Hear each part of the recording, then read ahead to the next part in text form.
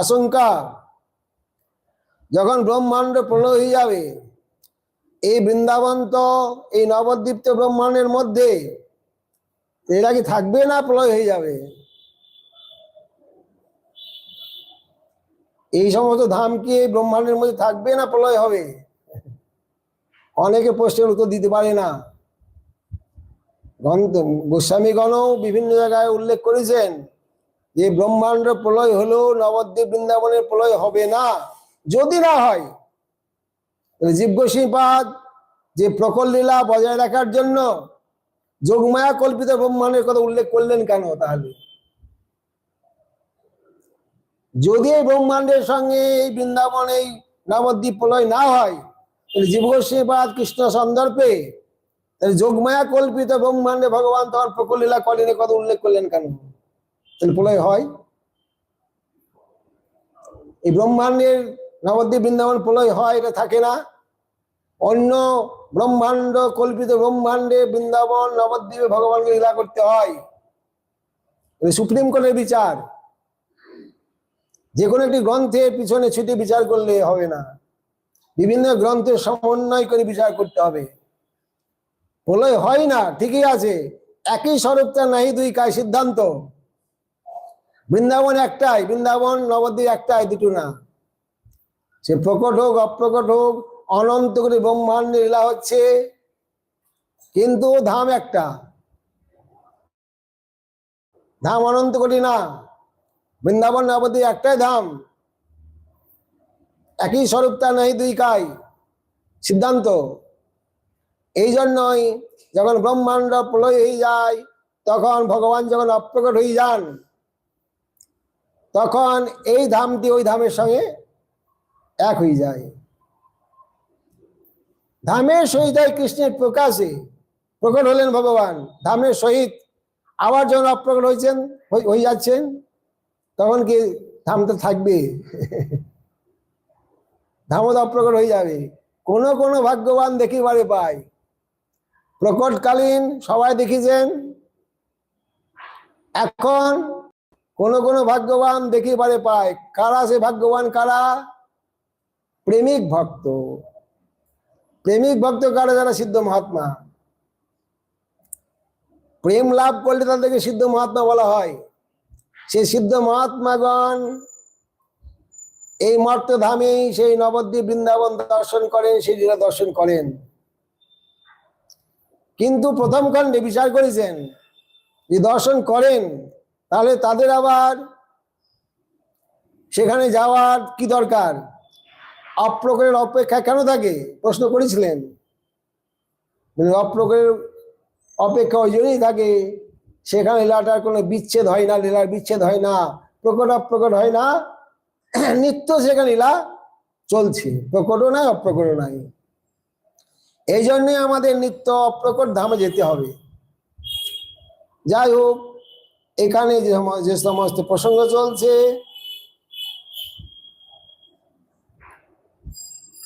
তাহলে মর্ত একটি বৃন্দাবন আছে, স্থানাং বিরাজতে তথা পৈশ্যাং প্রপঞ্চ অন্তর্গত। এই বৃন্দাবন এই নবদ্বীপ প্রপঞ্চ অন্তর্গত। তথা বহির্দিষ্টা তত্রাত্মা নাম অর্বাচী নাম দেহ বিকারাদ্য অবকলন। মৃত্যুধামে তো আর জরা মৃত্যু শোক ব্যাধি কিছু নাই, আছে? নিত্য যে বৃন্দাবন ধাম, অপ্রকট যে বৃন্দাবন ধাম, সেখানে তো আর দেহের পরিবর্তন হয় না, সেখানে তো মৃত্যু জরা ব্যাধি শোক দুঃখ কিছুই নাই। লেখার যে দেখছি আমরা, মাইকত্ব প্রসঙ্গ আশঙ্কা কিংবা বৈকুণ্ঠাধ্যায় প্রাপ্তি মাতৃ সর্বে সুক্ত প্রকারক পরম ফল সিদ্ধে। এখানে যে জরা মৃত্যু দুঃখ সুখ আছে, পরম যে আনন্দ সাগরের কথা বললেন আপনি, সেটা প্রাপ্তি এখানে হবে না।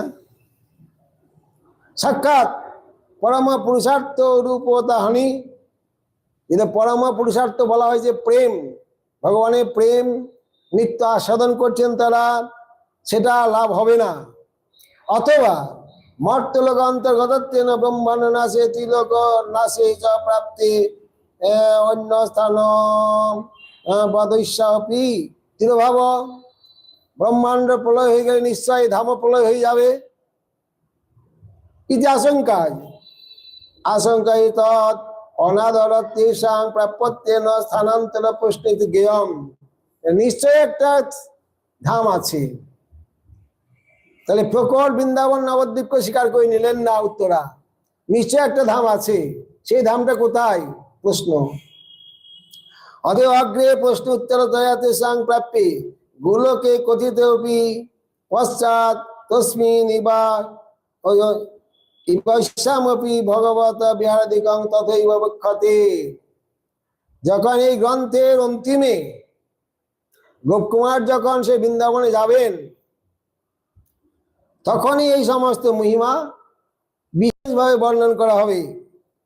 তত্ত্ব যদ্যাপি প্রপঞ্চ অন্তর্গতত্বেনপি ভগবতৈব তস্যেবকাদিনামিব চ তদীয় প্রিয়তম ক্রিয়ারূপয়া ঐশ্যা মায়িকত্ব প্রসঙ্গ ন ঘটত। ভগবান যখন লীলা করেন, প্রকট লীলা করেন এই মর্তধামে, মর্ত বৃন্দাবনে, মর্ত নবদ্বীপে, সেই লীলার মধ্যে ভগবানের মধ্যে কোনো মায়িক সম্পর্ক থাকে না। প্রকটকালীন নানাবিধাস দৈশ্য পরিচ্ছদা যে নামানি লীলা প্রিয় ভূমশ্চয়। ভগবানের যে নাম আছে, লীলা আছে, লীলা ভূমি আছে, সব অমায়িক, মায়িক নয়। সত্যানি নিত্যানি অখিলানি সৎ একানি অনেকানি চতানি বৃদ্ধি। ঈশ্বর স্বরূপে হয় অনন্ত বিভেদ, অনন্ত স্বরূপে এক হয় নাই কোনো ভেদ। অতএব ভগবানের মধ্যে যেমন ভেদ নাই, ধামের মধ্যেও তেমনি কোনো ভেদ নাই। তচ্চ অর্বাচীনা নাম বহি বিকারাদিকং লোকদৃশ্যতে তচ্চ ভক্ত জন বঞ্চনার্থ। সমাধান করছেন, যদি একই হয়, প্রকট বৃন্দাবনে, প্রকট নবদ্বীপে যে সমস্ত আমরা দর্শন করছি বিকার, অর্বাচীনা নাম বহির বিকারাদিকম লোক দৃশ্যতে, এই যে জরা মৃত্যু শোক ব্যাধি যে আমরা দর্শন করছি, কেন? তচ্চ অভক্ত জন বঞ্চনার্থ। উত্তর দিলেন, অভক্তগণকে বঞ্চনা করার জন্য। যারা অভক্ত তাদেরকে বঞ্চনা করার জন্য ভগবান এইরকম ব্যবস্থা করে রেখেছেন। নিজ ভক্তগণ হর্ষণার্থঞ্চল। অভক্তগণকে বঞ্চনা করার জন্য, ভক্তগণকে আনন্দ দান করার জন্য ভগবানের এইরকম ব্যবস্থা। চর্মকে দেখে তারে প্রপঞ্চের সম। যারা অভক্ত চর্মচক্ষে দ্বারে এই ধামকে প্রপঞ্চের মতই দেখছেন, প্রেম নেত্রে দেখে তার স্বরূপ প্রকাশ।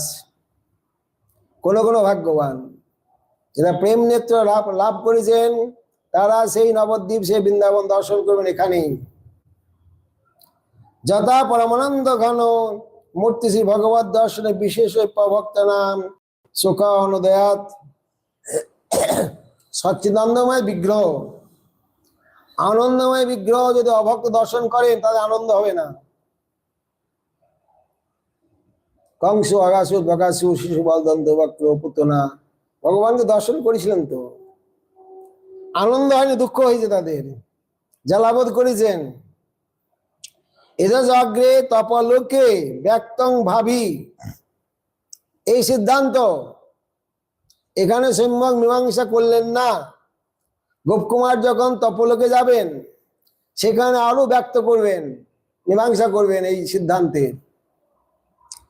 এবং পরমা গুপ্পত্যেন মহান গুণ বিশেষ এব পর্যবস্যতি, এই বিষয়টা অত্যন্ত গোপনীয়, দুর্লভ।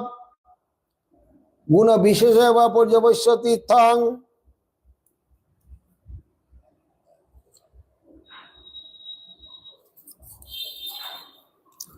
সর্বদা প্রলয়পি তর নাশ ও নাস্তেব। সিদ্ধান্ত।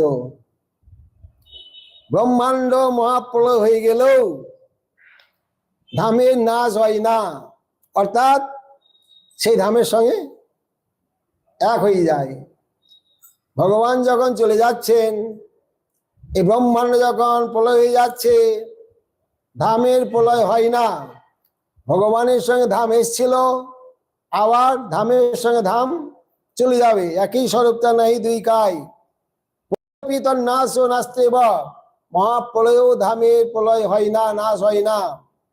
বিশেষত জগৎ সংহারক, যে কথাটা একটু আগে বললাম, যোগমায়া কল্পিত ব্রহ্মাণ্ড।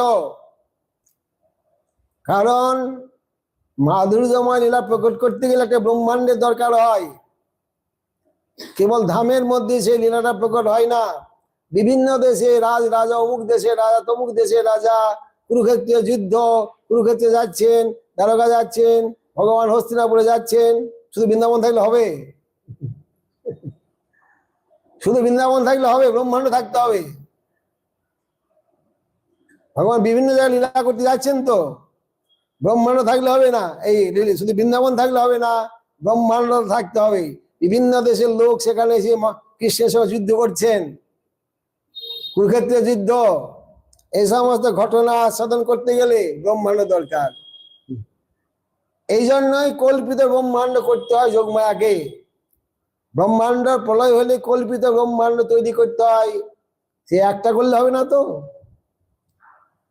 কুতনা বলার যত লীলা ক্ষণে ক্ষণে সব লীলা নিত্য প্রকট করে অনুক্রমে।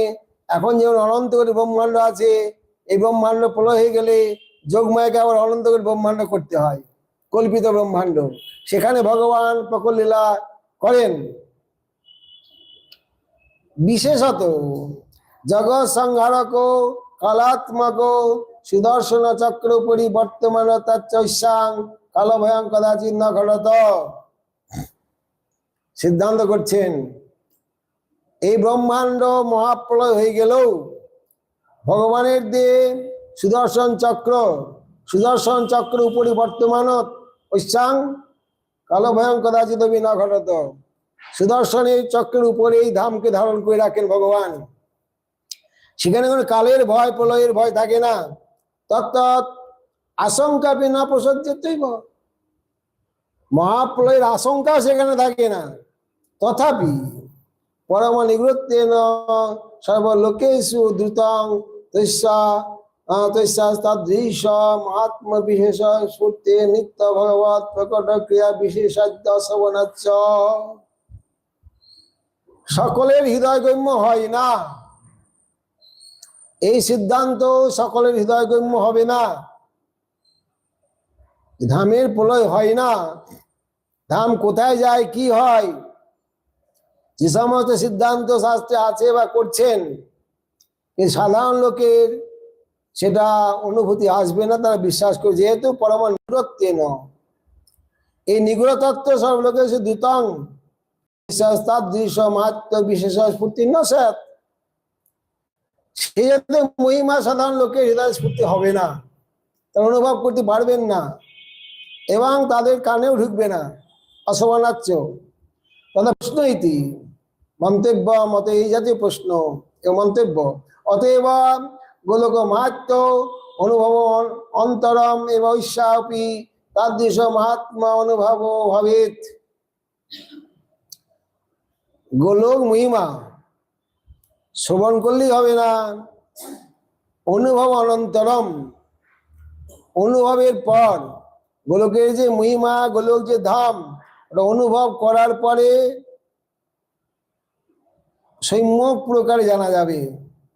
কিন্তু গোলকতপি কদাচিৎ ঐশা মাহাত্ম্যম অধিকং নারদোক্তগ্রে ব্যক্তং ভাবি।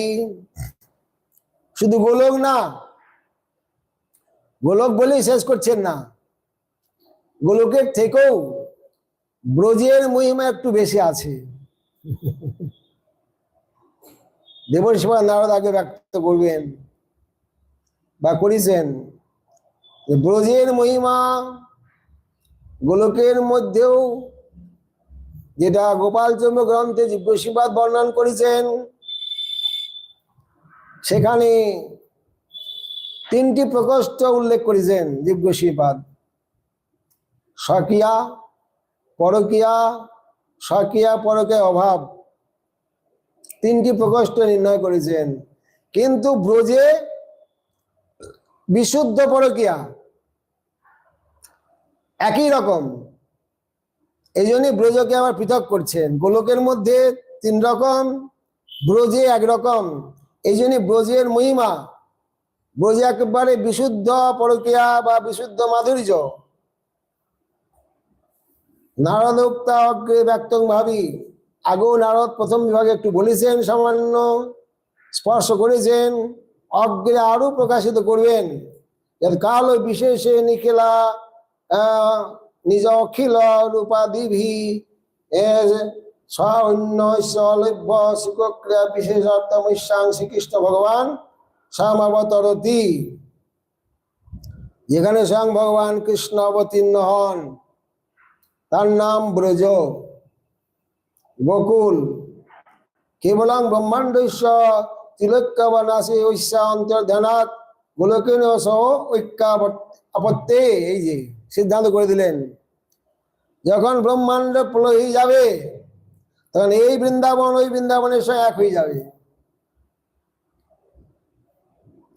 এই বৃন্দাবন ওই বৃন্দাবনের সঙ্গে তখন এক হয়ে যাবে। ভগবান এসেছিলেন ধামকে নিয়ে, যদি একই স্বরূপ নাই দুই কায়, তাহলে যখন অন্তর্ধানাৎ, যখন তিলক্যা নাশে তিলক, যখন ত্রিভুবন বা ব্রহ্মাণ্ড নাশ হবে, সে অন্তর্ধান হয়ে যাবে। গোলকের সহ ঐক্যাপত্যের বা চক্র পরিবৃত্তের বা যথাস্থানে অবস্থিত